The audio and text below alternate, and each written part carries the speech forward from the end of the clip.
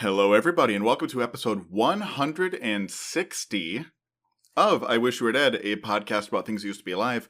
My name is Gavin. That is Mike. Fia is off picking out jewelry, or something to that effect. I don't remember exactly what she said. I think Fia, if I was to translate what Fia said into English, it was, "Hey man, it's real nice outside. Like, see you guys later." She's in Florida, so it's probably pretty nice out most of the time. It's pretty nice outside, and it's Memorial Day. Like, see you guys later. Yeah, pretty much.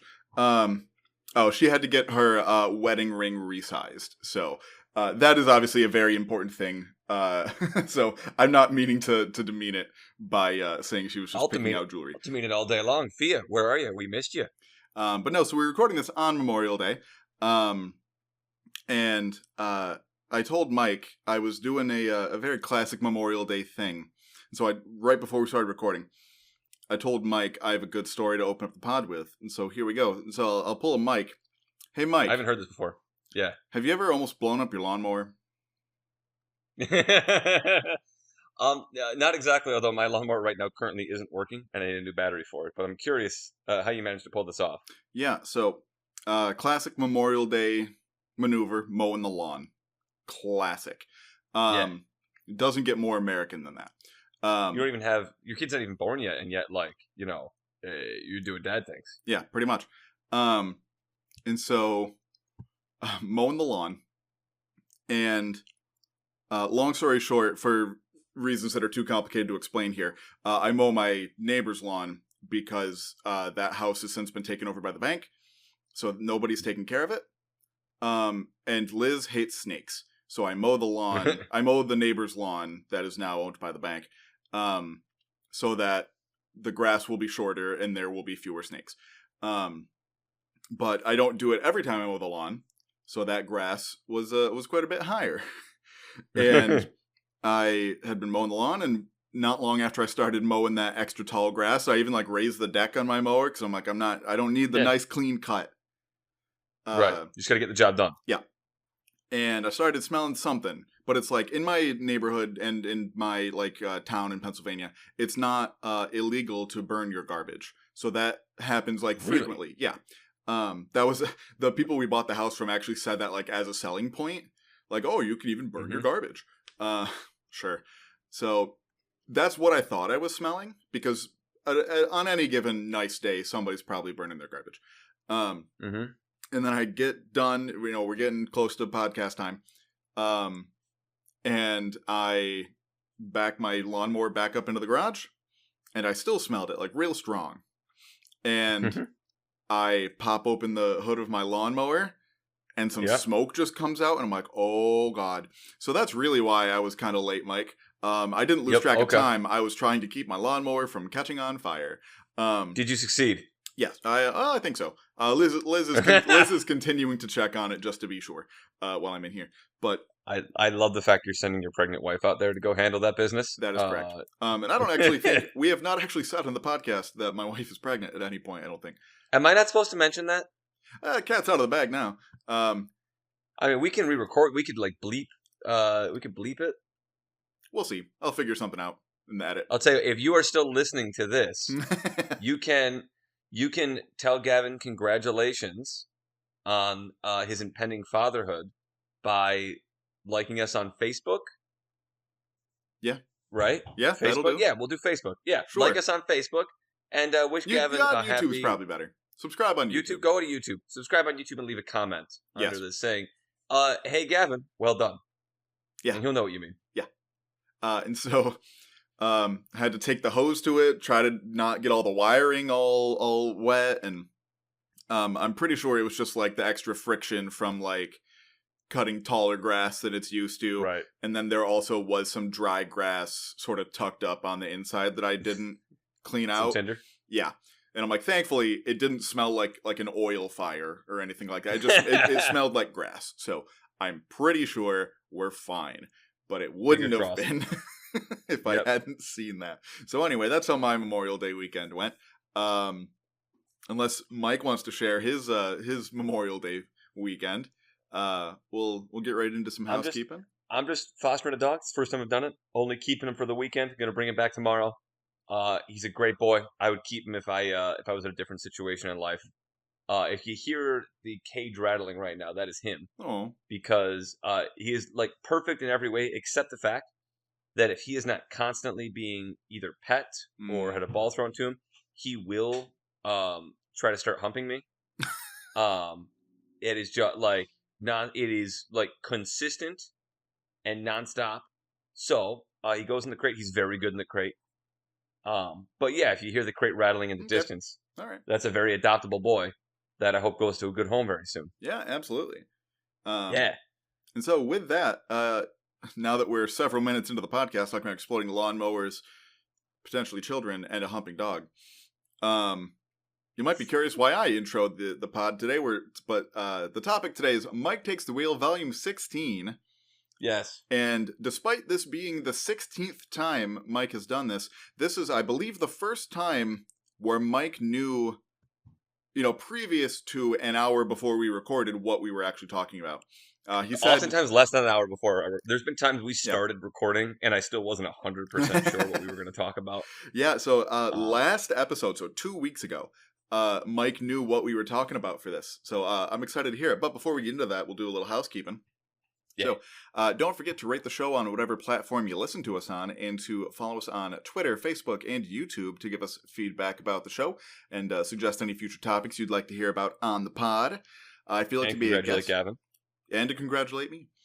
If you would like to be a guest on the show, make sure to fill out our guest form down in the show notes as well. Next episode, we're going to be talking about something. I had an idea while I was driving home from my parents' house today. And I was like, oh, that'd be a good episode. And then I forgot it. So, I don't know, long story short, what we're talking about next episode. But I will remember, because I was listening to something very specific, and I'll listen to that thing again. So it will be, I remember it being like, oh, a more conceptual episode. So something to that effect. It's been a very long weekend. I had a wedding, and also my grandma's burial, long story short, over this past weekend. So I'm ready to not have this episode be my problem. Would you call this a good, like a good weekend or a bad weekend, given all that? It was a good weekend. My cousin got married. That was fun. Okay. Do we like your cousin? Yeah. Do we like the person they got married to? Yeah. All right. Sounds like good to me. And that's all you can ask for. Hey, this is a quick note from editing, Gavin. I had a couple things that I had, somewhere in the back of my mind meant to talk about during the housekeeping section. But then, as you just heard, I was coming off hot from my lawnmower almost exploding. So I had other things on my mind. But here are a couple things I wanted to mention during this housekeeping notes. Firstly, coming up soon, we're going to have a couple sort of bonus episodes. There is a new Walking with Dinosaurs series coming out, official. Remember a couple years ago we talked about it a bit. There was sort of like a spiritual successor to Walking with Dinosaurs called Prehistoric Planet that came out. And I talked about it here and there on the podcast. It was pretty good. But given the legacy of Walking with Dinosaurs, and now that they're making a sequel, I wanted to sort of do something with that. So Liz and I are going to make a couple of episodes, sort of bonus content. First about the original series from 1999, and talk about it. And then one sort of talked about the new series when that comes out. It's already out in the UK, but I'll wait until it comes out here in the US to put that out. So 2 extra bonus episodes coming out soon. In addition to that, I had a little bit of paleontology news, and then just a tad bit of bad news in the political realm. But first, for some paleontology news, also not super exciting, unfortunately. There was a paper that was put out probably about 2 weeks ago at this point by somebody who I really respect. I've never met him, but I respect his work a lot, named Roy Plotnick. So he and some others published a paper in the journal Paleobiology titled Employment in Paleontology, Status and Trends in the United States. And long story short, it is not great. Yeah, basically, one of the lines, just here in the abstract, I'll put a link to the paper in the show notes. One of the lines says, "The loss of paleontology positions has also had a deleterious effect on our professional societies, which have seen a loss of regular membership, although student membership remains strong." So, like, there's a lot of students going into paleontology, but there are very few, even fewer, paleontology positions. So, if you are currently in school for paleontology, biggest piece of advice is to be prepared to not do paleontology. Do things to make yourself marketable for other parts of what you do. For example, I do not do paleontology in my day-to-day. I would say it is an unusual week if I, get to, put out or do things with fossils more than once in the week. And you just have to be flexible with that if you want a job, unfortunately. So, not to be discouraging, but that is kind of where we're at. And like I said, there'll be a link to that down below. Next, for the sort of political, I guess not what the administration is doing, but this time what Congress is doing in regards to science. So Congress just passed, or at least the House, passed their sort of budget reconciliation bill, which, for anybody who sort of doesn't speak government-ese, so that is basically the bill that Congress tries to pass once a year, that they put basically everything in because our Congress doesn't really work. And so everything that they want to do, everything that's on their agenda, they try to cram into this bill called a reconciliation bill. And basically anything that has to do with like taxation, also a lot of spending, goes into this bill. So instead of trying to pass individual laws, Congress is basically non-functional, so they have to cram everything into this one piece of legislation that just becomes a giant jumbled mess.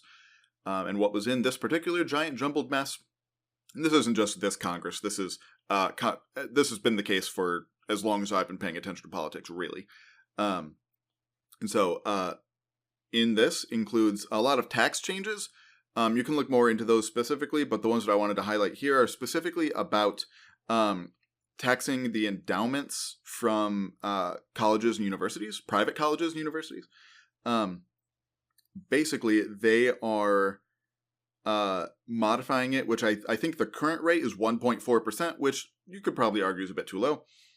But in some cases, it would change it from 1.4% to 21%, which is astronomical. And basically is going to make it so any university with a large endowment loses a ton of money. And as somebody who's currently working in higher education, there's not a lot of money to go around. At least that goes into things like science. The executives and administration get paid pretty well, which I have gripes about. But anyway, so that is one change to the tax code that, if it goes through as passed here, will happen. There's also a lot of cuts to various things regarding clean energy. So a lot of subsidies and other tax incentives for basically anything besides nuclear or fossil fuels have been cut to zero or otherwise very heavily cut, including a lot of things in the Inflation Reduction Act that was passed a few years ago under the Biden administration. Yeah, those are the two biggest sort of science-relevant things that I wanted to highlight from that bill. Just the tax code, making it so universities are going to have even less money to put into research and development, which obviously affects the sciences. And then just obviously a lot of incentives for non-fossil fuel use, which is really unfortunate because we are just getting we as in the United States are just getting absolutely destroyed by overseas markets for things, especially solar. So yeah, with that happy note, on to Mike. So with that, Mike, take us away. So here's the deal, and if I'm saying this, like, I actually mean it. So, like, number one, this probably won't be too long of an episode because I don't know hardly anything about the people we're going to talk about. We're going to talk about between 3 and 5 people, depending on how you want to count. I don't really know anything about them. I don't really care about them. Okay. But like, it's one of those things where some stuff has happened recently, and given the nature of our show and death, right, there's some tragic things that have happened recently, and given the nature of me, like I'm gonna make jokes, Okay. but I do wanna like upfront say that like this is sad for obviously some of the people involved, and I want to I do want to acknowledge that upfront that there will be some gallows humor that takes place there, but I don't want Sure. that to to supersede the fact that there are some very real people in the not too distant past that have been affected by all of this. So with all that, I'm out of the way. Okay. Gavin, do you remember what I said we were going to be talking about today? Not even a Who little. I said we? Okay, so I said we were going to be talking about some Alaskan politicians. Oh, yes, that is correct. Yes. Now again, I want to be clear here. I don't know anything about any of these people. I don't care. I'll probably find out something as I'm reading their Wikipedia pages while I'm telling you guys all this stuff. But I just want to make this clear that when you're seeing the length of this episode and go, boy, that's a short one even for a Mike Takes the Wheel episode. This is why. Because there's a very strange coincidence in for one particular seat in Alaskan party politics, and that is Alaska's representative for the U.S. House of Representatives. Right. They have an at-large representative, right? Single. Correct. Exactly. So that is it is functionally the same as a Senate seat, except that they get elected by all of Alaska every 2 years instead of every 6 years. Right. So most members of the House of Representatives, you only run in one district in your state. But if you don't have a whole lot of a population, well, your whole state is your district. Right. It's about a lot of western states, especially. I know South Dakota only has one. North Dakota, Wyoming, they only have one. Delaware. Probably Rhode Island, although I don't ever think about Rhode Island. I don't know. Just in case we haven't made it clear here, we're an anti-Delaware podcast. Always have been, always will be. For reasons I don't understand, but reasons that I accept. Yes.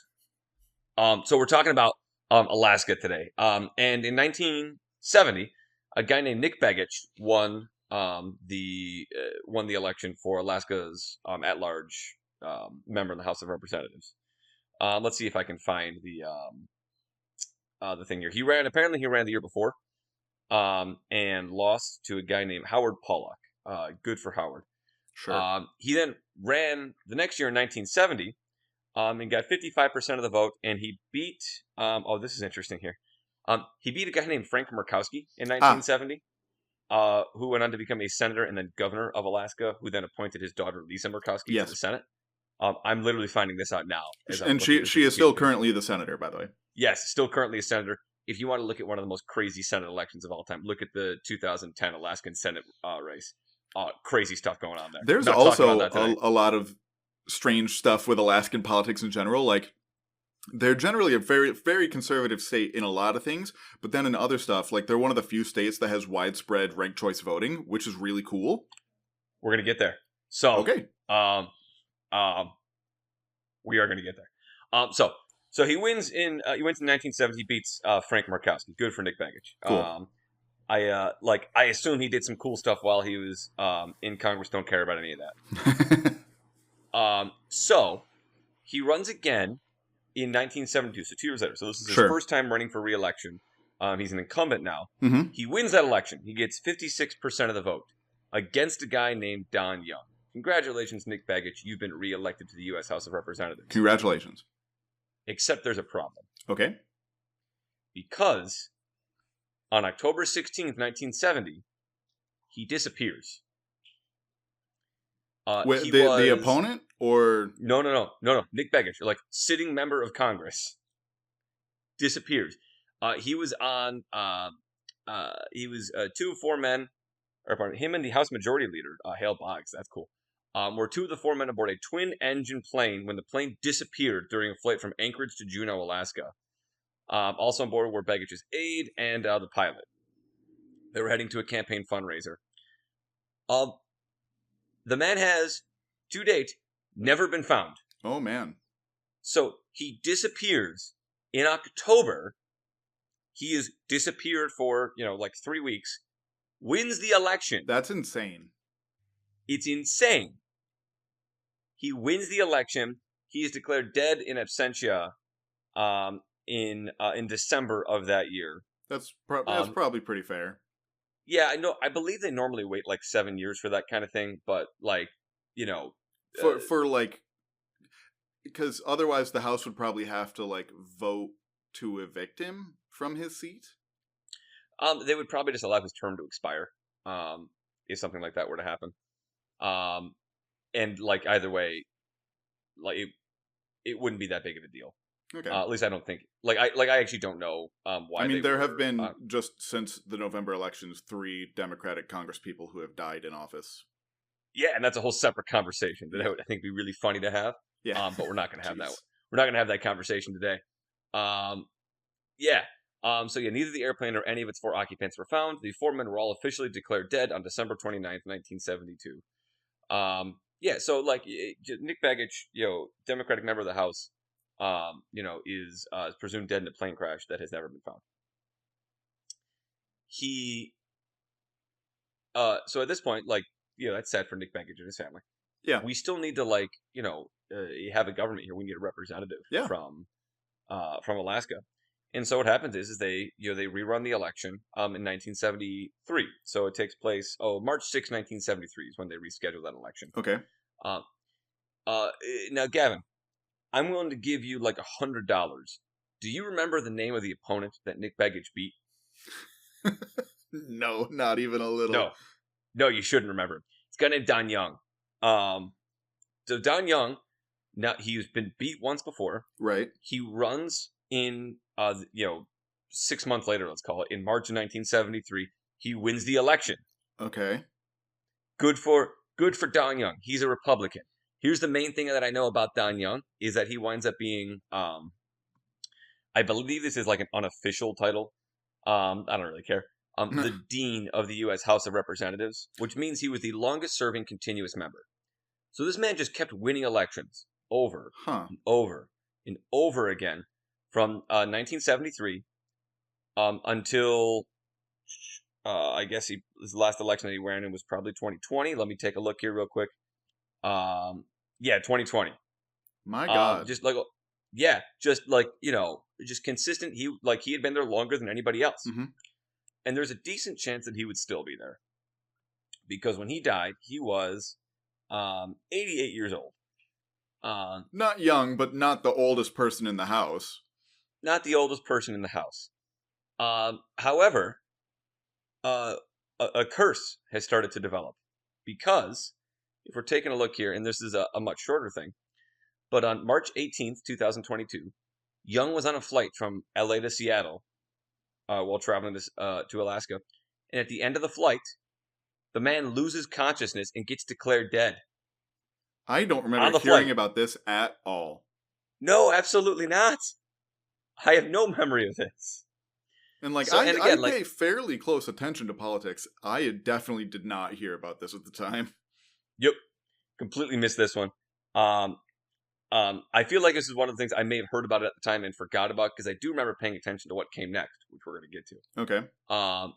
But so yeah, so Nick Bagich, gets elected, wins again, but like dies in a plane crash. Sure. Don Young dies on a flight. Mm-hmm. He was the longest serving member of the House. Dies on a flight. Gavin, you mentioned before Alaska ranked choice voting. Yep. Do you remember? Do you know the name of the first person to win an election under the state's ranked choice voting system that you mentioned earlier? I don't. It's a woman named Mary Peltola. Okay. The name is familiar, but I wouldn't have guessed it. Yeah. Yeah. She was the first Democrat to hold that seat since Nick Bagich. I was a political science major in college. A worthless degree. If anybody's thinking about getting a political science degree, I cannot tell you how much you shouldn't do that.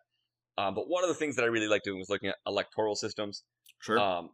Yeah, there was a very this election that took place was a very interesting kind of election for very nerdy reasons that I'm not going to bother getting into. Okay. Because Mary Peltola, she winds up beating. Do you know what other Alaska politicians do you know? So we've named Lisa Murkowski. Sarah Palin. She beats Sarah Palin, running as a Republican, and a secret third person that we're going to get to in a second. So Mary Peltola winds up beating former Governor Sarah Palin, former vice presidential nominee, Sarah Palin in this election. And she winds up being a co-chair of the Blue Dog Coalition for policy. Good for Mary Peltola. I don't care. She wins the special election to fill Don Young's seat, and then she also wins like the regular election that cycle to serve a full term in the House. So she serves like a term plus a couple of months. Right. And so when it comes, so she serves this full term.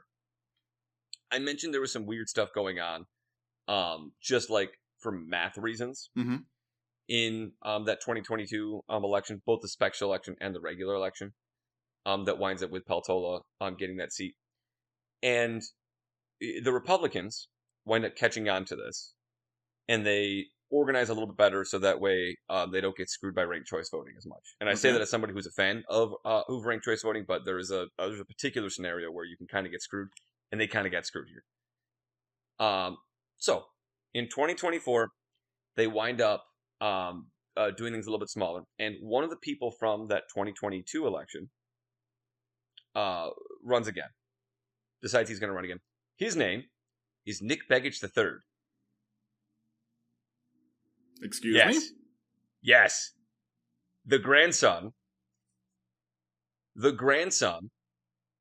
of the first guy, Nick Begich.